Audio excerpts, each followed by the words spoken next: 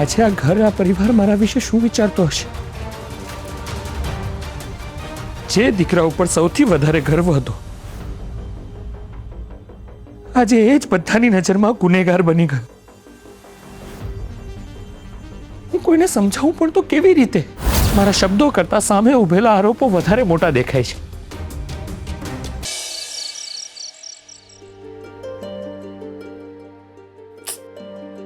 ખબર નહીં આજે પગ કેમ આટલા દુખી રહ્યા છે.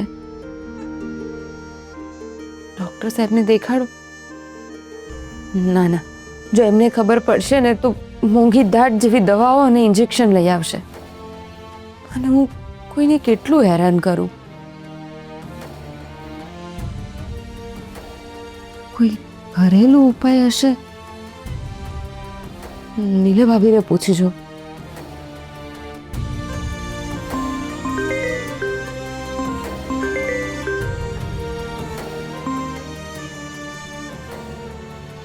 હાલો રાધા, કેમ છે તું? હું ઠીક છું ભાભી. ભાભી, મને બહુ જ ઉલટીઓ થાય છે અને આજે તો પગ પણ બહુ જ દુખે છે. જો રાધા, તું તારું ધ્યાન રાખજે અને પાણી પીવામાં સેજે આળસ ના કરતી. અને જો વધારે પગ દુખે ને તો હુંફાળા પાણીમાં પગ મૂકજે તો આરામ મળશે તને. અને હા, જો વધારે ઊભી ના રહેતી. ભલે ભાભી, હું ધ્યાન રાખીશ. ભાભી, મને છે ને અવારનવાર જાત જાતની વસ્તુઓ ખાવાનું મન થતું હોય છે. Hello hello hello, hello. અરે મને માફ કરી દે રાધા, હું ઈચ્છીને પણ તારી મદદ નથી કરી શકતી. ભાભીએ ફોન કેમ કાપી નાખ્યો?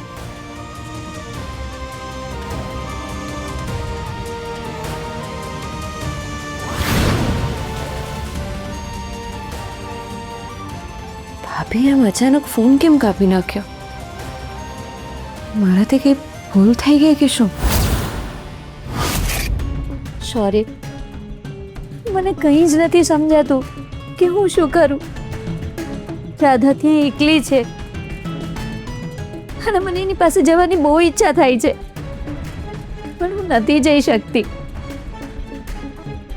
અહીંયા મમ્મીજીને પણ મારી એટલી જ જરૂર છે. કિયારાને તો હું છોડીશ નહીં ભાભી.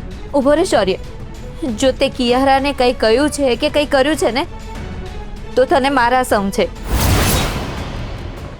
તને રાધાના સમ છે. રાધાના સમ છે. રાધાના સમ છે. રાધાના સમ છે. જો હમણાં બળથી નહીં પણ કળથી કામ લેવાની જરૂર છે. જેને જે કરવાનું હતું એણે કરી દીધું છે. હવે આપણે વિચારવાનું છે કે આપણે શું કરવાનું છે કે જેથી આ બધું સુધારી શકાય. હિંમત રાખજે શૌર્ય, આવા સમયે પોતાની જાતને તૂટવા ના દઈશ. હિંમત રાખ. જો જે મુસીબત આવવાની હોય છે ને એ આવે. ઈશ્વર આપણી સાથે છે અને તું જોજે સત્યની જીત થશે. પણ મને અત્યારે સૌથી વધારે ચિંતા રાધાની થાય છે. એ બિચારી ત્યાં એકલી છે, મૂંઝાઈ રહી હશે. ભગવાન કરે એને કંઈ નહીં થાય. કંઈ નથી થયું બેટા, તું ચિંતા નહીં કર. તારી મમ્મી છે ને એ તારા પર કોઈ આંચ નહીં આવવા દે. હું બધા અપમાનો સહન કરી લઈશ, બધા અપમાનો ગળીશ, પણ તને સારામાં સારું જીવન આપીશ. અત્યારે ભલે બધા મને ઇગ્નોર કરતા હોય, પણ હું તને ખૂબ જ પ્રેમ આપીશ. હું તારું જીવન ખૂબ જ પ્રેમ અને ખુશીઓથી ભરી દઈશ મારા લાલ.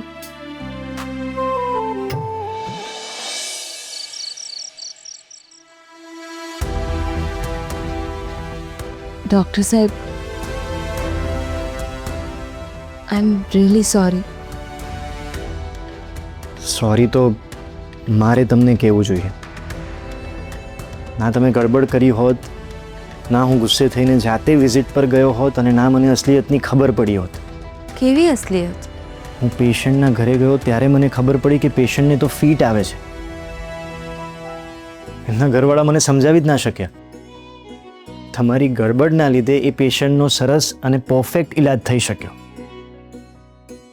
એટલે તમે સોરી ના કહો. હું તમને સોરી કહીશ અને થેન્ક યુ પણ કહીશ.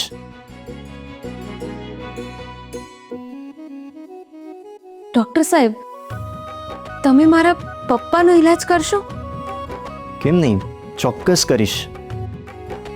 પણ તમારા પપ્પાને થયું છે શું? એ તો હું નથી જાણતી, પણ ગમે તે હોય, હું ઈચ્છું છું કે તમે જ મારા પપ્પાનો ઈલાજ કરો. તમે ચિંતા ના કરો. તમે એક કામ કરો, તમે તમારા પપ્પાનો એડ્રેસ મને આપો, કોઈ રસ્તો કાઢીએ. અને જો હું ના જઈ શક્યો તો એમના માટે જે પણ બેસ્ટ ડૉક્ટર હશે ને એમને હું મોકલીશ. તમે તમારા પપ્પાના ઈલાજની ચિંતા છોડી દો. Thank you. વેલકમ. ભગવાન, મારા પપ્પાનું ધ્યાન રાખજો અને એમને વહેલામાં વહેલી તકે સાજા કરજો. અને મારી મમ્મીને હંમેશા ખુશ રાખજો.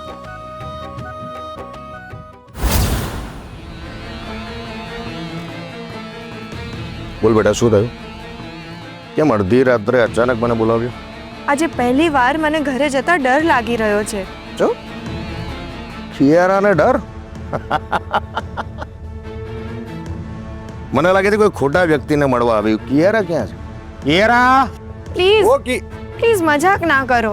હા ઓકે, સોરી. બોલ.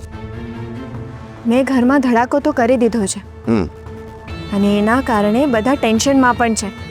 અરે ઉર્મિલાને તો સખત આઘાત લાગ્યો છે અને ક્રિષ્ટી પણ બોલતી બંધ થઈ ગઈ છે.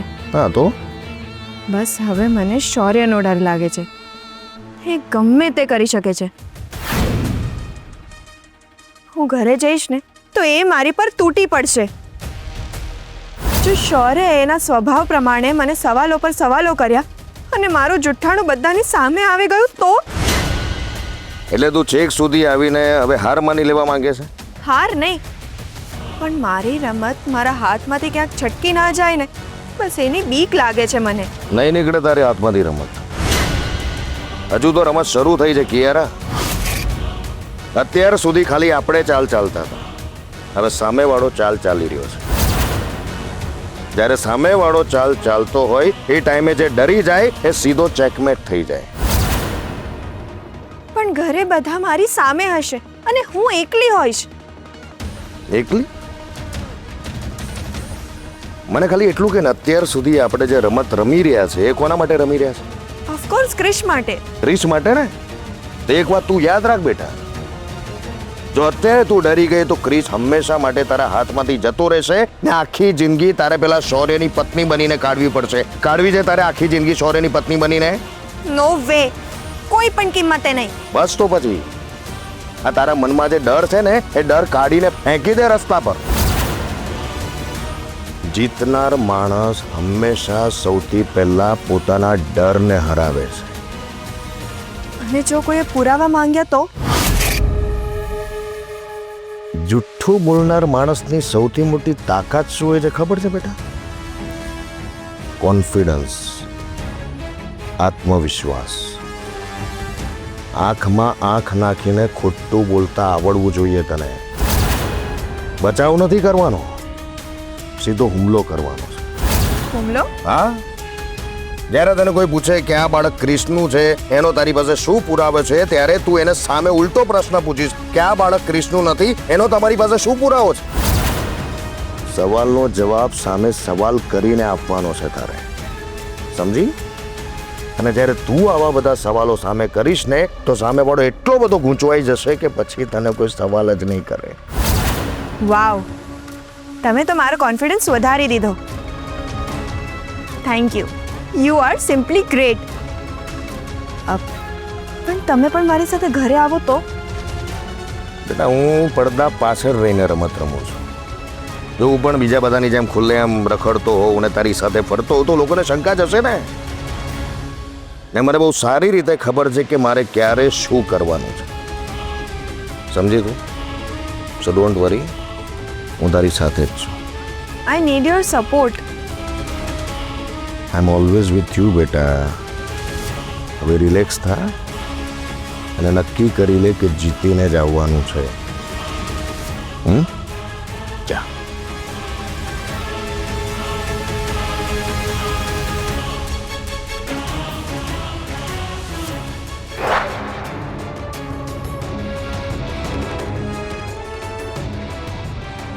અને એને દવા આપી દીધી છે અને ઇન્જેક્શન પણ મૂકી દીધું છે ને 3 કલાક પછી એમને ચા આપજો. એ પહેલાં કંઈ નહીં આપતા, અને જો એવું લાગે તો મને ફોન કરી લેજો. શ્યોર. ચાલો તો હવે હું રજા લઉં. Thank you so much.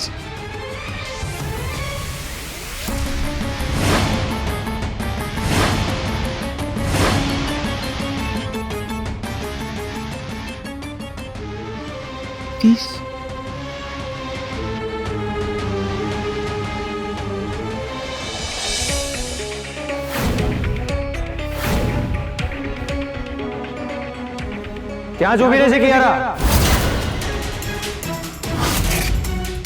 મને હતું જ કે આ રાક્ષસ મારી રાહ જોઈને જ બેઠો હશે.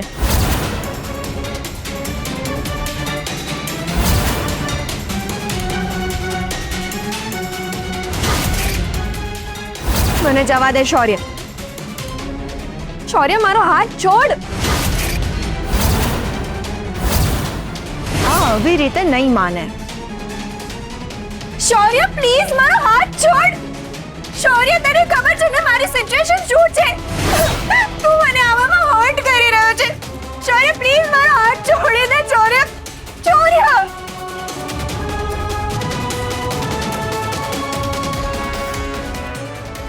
શૌર્ય, શૌર્ય, શું કરી રહ્યો છે? હાથ છોડ એનો. નહીં મમ્મી, હું એનો હાથ નહીં છોડું. તું પહેલા મને એ કે તું ક્યાં જઈને આવી? આવી પરિસ્થિતિમાં એક છોકરી ક્યાં જાય? કિયારા, સવાલ મેં કર્યો છે તો મને સામે સવાલ પૂછીને કન્ફ્યુઝ નહીં કરી શકે તું.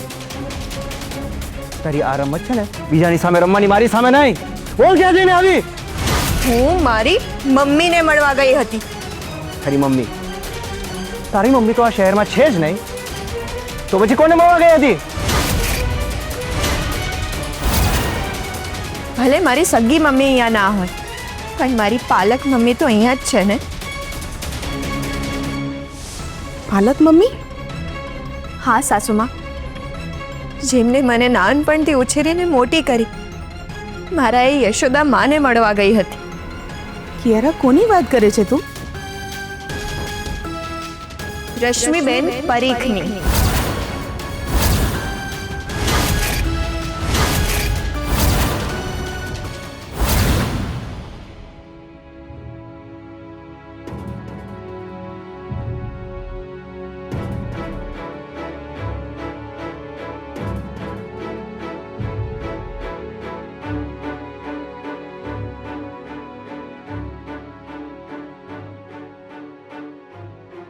ડૉક્ટર સાહેબ, ડૉક્ટર જીતુભાઈ ત્રિવેદી, એ પપ્પાના ફેમિલી ડૉક્ટર છે. તો મને એમનો નંબર આપો ને. હા.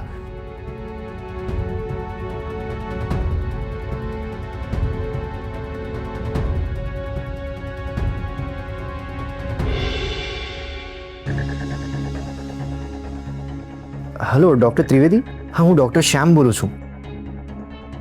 મારે મિસ્ટર રાજેશ પરીખના કેસ વિશે થોડી જાણકારી જોઈતી હતી. મને ખબર પડી કે તમે એમના ફેમિલી ડૉક્ટર છો, એટલે તમને એમના વિશે ખબર જ હશે. હા, મને થોડું ગાઈડન્સ જોઈતું હતું. ના, એટલે એમની લાઇન ઓફ ટ્રીટમેન્ટ અમે નક્કી કરી શકીએ. Okay, thank you so much. શું કહ્યું એમણે? એમણે કહ્યું કે કાલે સવાર સુધીમાં એ બધી ડિટેલ્સ આપણને આપી દેશે. એટલે પપ્પા હવે સાજા થઈ જશે ને? એ કાલ સવાર સુધીમાં આપણને બધું ખબર પડી જશે. તમે એની ચિંતા ના કરો. અને હવે તમારે તમારી તબિયતનું પણ ધ્યાન રાખવાનું છે. રાત બહુ જ થઈ ગઈ છે, તમે સૂઈ જાઓ.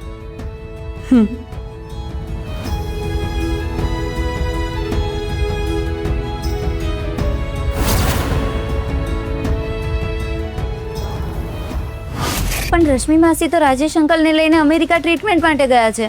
હું એમને જ મળવા ગઈ હતી. તને દરેક વાતમાં જૂઠું બોલવાની ટેવ જ પડી ગઈ છે નહીં?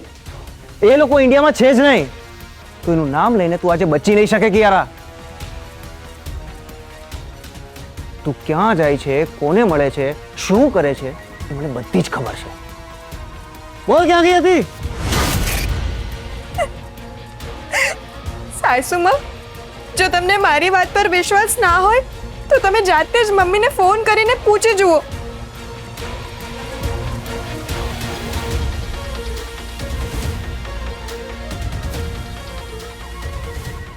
એટલે દૂધનું દૂધ અને પાણીનું પાણી થઈ જશે.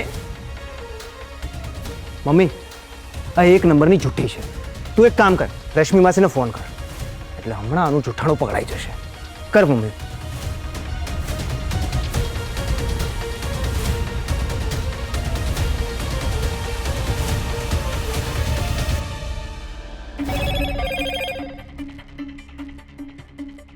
હેલો,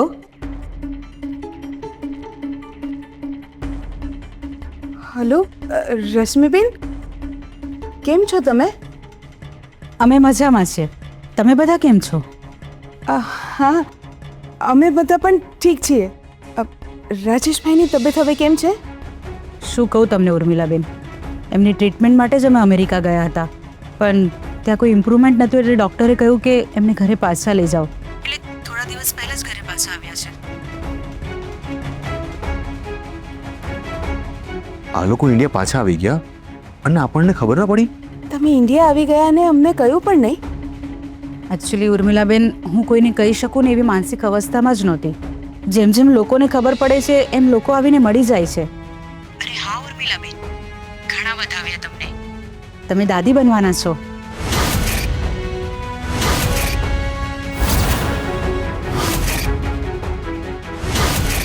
રશ્મિબેનને પણ ખબર પડી ગઈ કે રાધા માં બનવાની છે.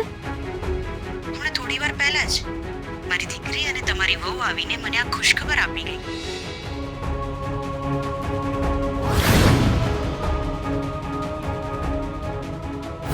એટલે આટલી વારમાં રશ્મિબેનને પણ ખબર પડી ગઈ.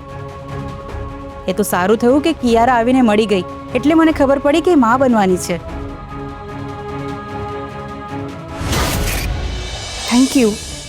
Thank you so much.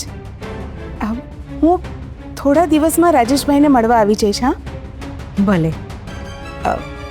Rashmiben, મારે કિયારા વિશે તમારી સાથે થોડી વાત કરવી હતી. ઠીક છે, તો આપણે મળીને વાત કરીએ. તમારું ધ્યાન રાખજો. જી.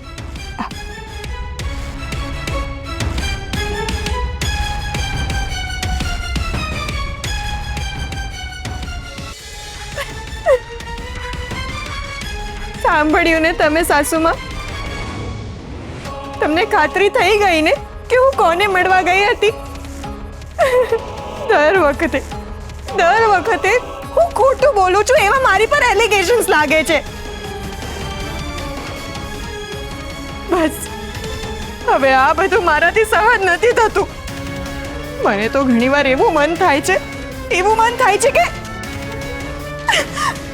કિયારા,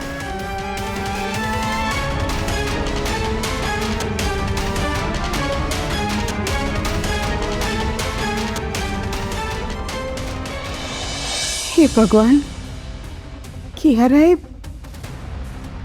રશ્મિબેનને કહી દીધું હશે તો? મમ્મીજી, ધીરજ રાખો. રશ્મિ માસીની વાત પરથી મને એવું નથી લાગ્યું કે કિયારાએ એમને કંઈ કહ્યું હોય. ફક્ત એટલું જ કહ્યું હશે કે પ્રેગ્નન્ટ છે. જો એવું હોય તો બહુ સારું નીલા. ખબર નહીં મારા પરિવારને કોની નજર લાગી ગઈ છે.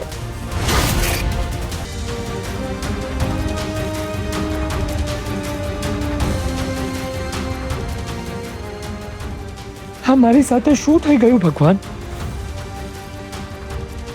એક ક્ષણમાં મારી આખી દુનિયા તૂટી પડી. જે મમ્મીએ મને આખી જિંદગી સંસ્કાર અને ઈમાનદારી શીખવી,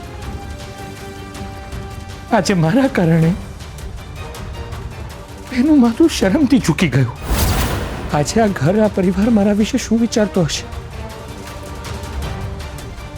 જે દીકરા ઉપર સૌથી વધારે ગર્વ હતો,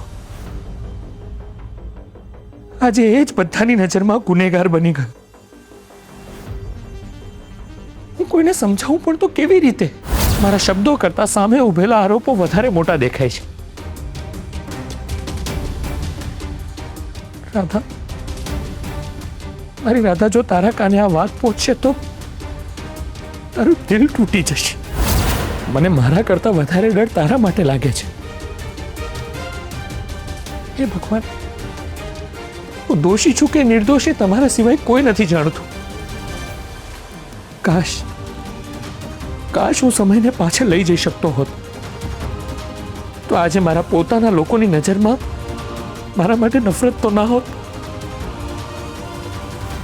આજે પહેલી વાર મને સમજાતું નથી કે આ અંધકારમાંથી હું બહાર કેવી રીતે નીકળું.